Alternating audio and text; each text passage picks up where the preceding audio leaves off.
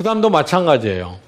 가격이 100인데 여러분 보시면은 비용은 추가적으로 20밖에 안 들어가요. 그러니까 생산을 늘리는 거죠.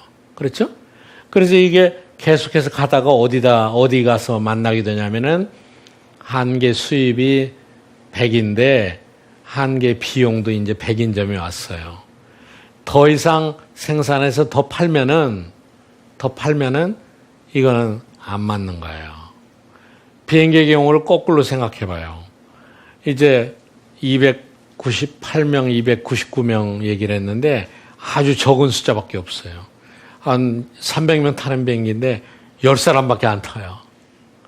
그럼 이 비행기를 한 사람 더 태우고 추가적으로 들어가는 비용, 한 사람 더 태워서 얻게 되는 이익하고 비교해 보면은 어떻게 되겠습니까?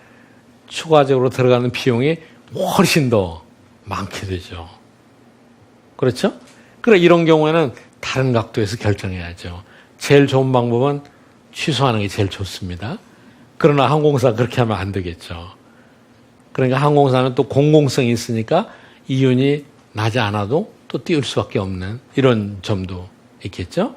자, 이렇게 기업의 이윤을 늘리는 선택도 결국은 한 단위 추가할 때 어떤 결과를 가져오느냐 그걸로부터 결정된다는 것을 우리가 알 수 있습니다. 한계 개념이 그만큼 중요합니다.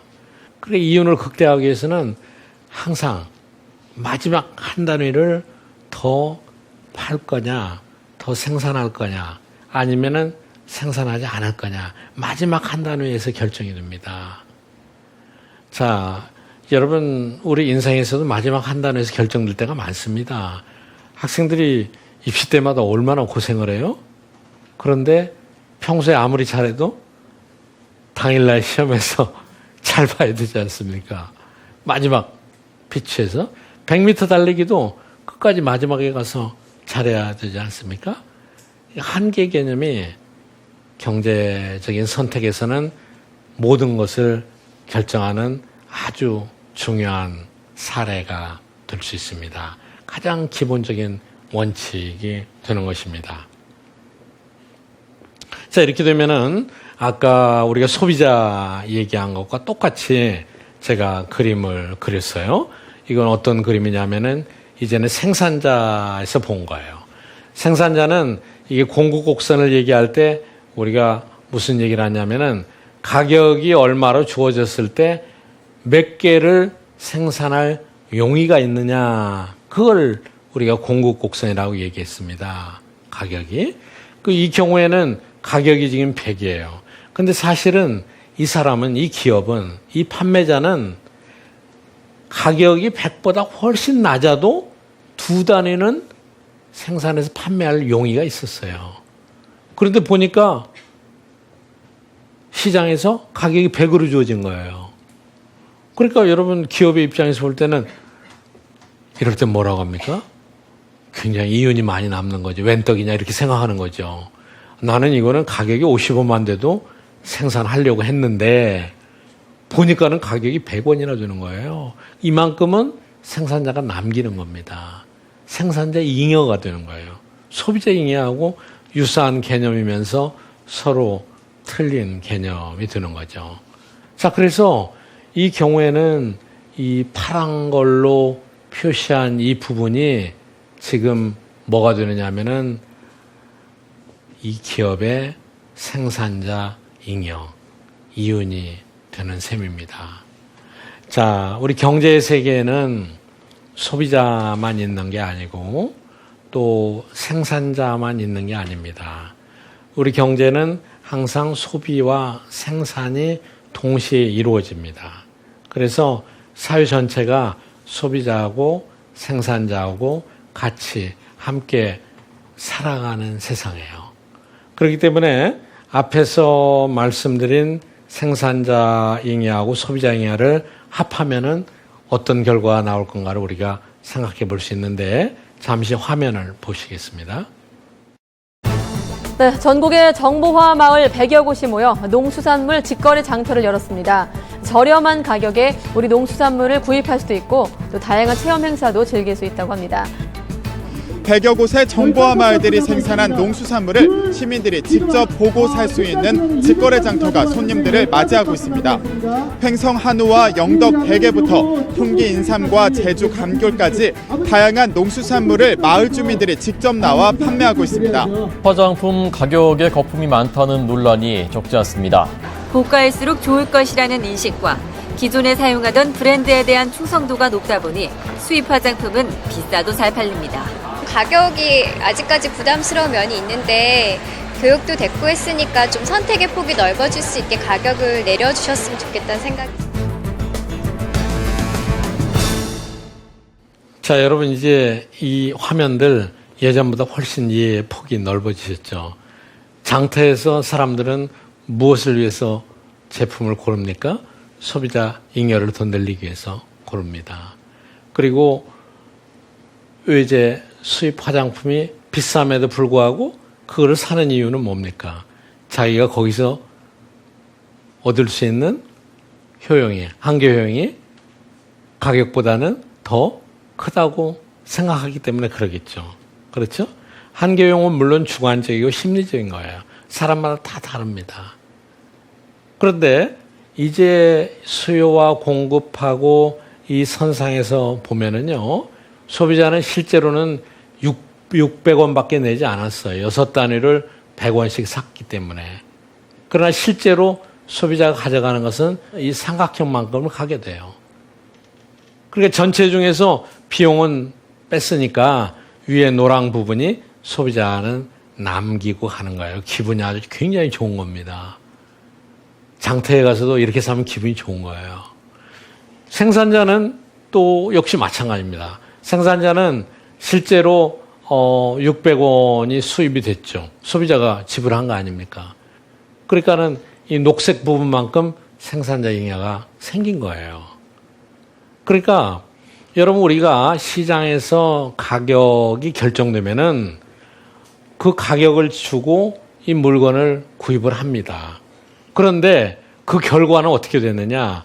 소비자는 600원 플러스 알파만큼의 큰 소비자 잉여를 얻었고 생산자는 당연히 수입이 600원이지만 그거 플러스 베타만큼의 생산자 잉여, 이윤을 얻게 된 겁니다. 그렇죠?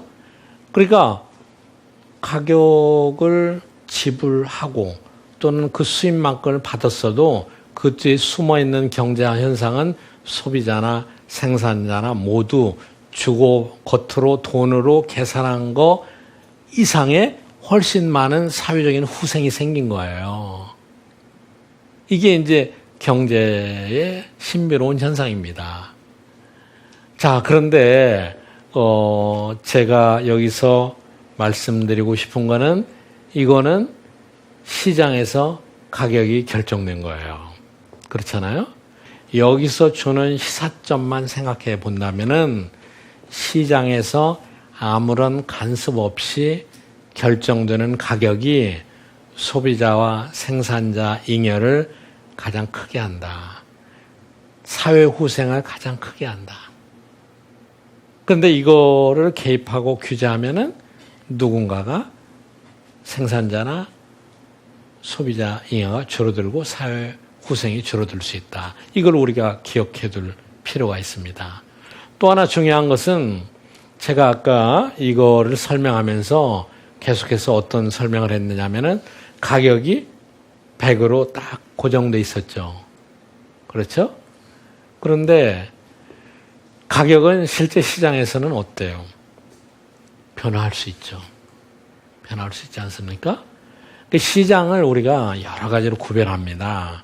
시장은 많은 기업들이 똑같은 품질의 제품을, 재화를, 서비스를 공급하는 시장, 이런 걸 경쟁시장이라고 그래요. 경쟁시장은 생산자가 너무나 많아요. 예를 들어서 농산물이 대부분 경쟁시장이에요. 경쟁시장에서는 가격이 시장에서 정해지지 어떤 한 사람이 영향을 줄 수가 없습니다. 전라도 경상도에 사는 농부가 쌀 가격에 영향을 주기가 힘들어요. 불가능한 겁니다. 그게 경쟁시장이에요. 세상에는 경쟁시장만 있는 게 아니죠. 경쟁시장의 반대는 여러분도 다 아실 거예요. 독점시장이 있죠. 독점시장은 경쟁시장하고는 완전히 반대예요. 어느 한 기업이 어떻습니까? 가격을 결정할 수가 있어요. 어떻게 결정하느냐? 독점시장에서는 생산자가 하나밖에 없어요. 그렇기 때문에 이 독점자가 생산량을 얼마나 늘리느냐, 얼마나 줄이느냐에 따라서 시장에서 가격이 달라지죠. 그렇죠? 그런데 여러분 꼭 기억해야 될 것은 독점기업이든 경쟁시장의 기업이든 모두 다 이윤을 극대화하는 원리는 똑같아요. 그 원리는 뭐냐? 하나 더 생산하는 비용, 한계 비용, MC, 마지널 코스트하고 하나 더 생산해서 더 얻게 되는 수입, 한계 수입. 이 원칙은 똑같아요.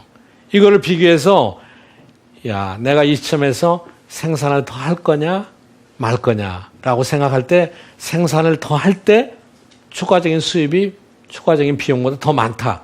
그럼 생산하는 겁니다. 이 원리는 모두 다 똑같아요. 경쟁시장이든 독점시장이든 언뜻 생각하면은 경제학 원리를 잘 못하면은 그래도 독점기업이니까 많이 생산해서 고가로 팔면은 이윤이 극대화되지 않겠는가 언뜻 생각하면 현혹될 수가 있습니다. 그런데 분석을 해보면은 그 원리는 정확한 게 아닙니다. 독점기업도 결국은 한계 수입하고 한계 비용이 일치되는 점에서 해야 독점기업의 이윤이 극대화되는 것입니다. 여러분 오늘 경제학의 아주 핵심 되는 시장의 가격, 소비자와 생산자의 선택, 그거를 공부했습니다.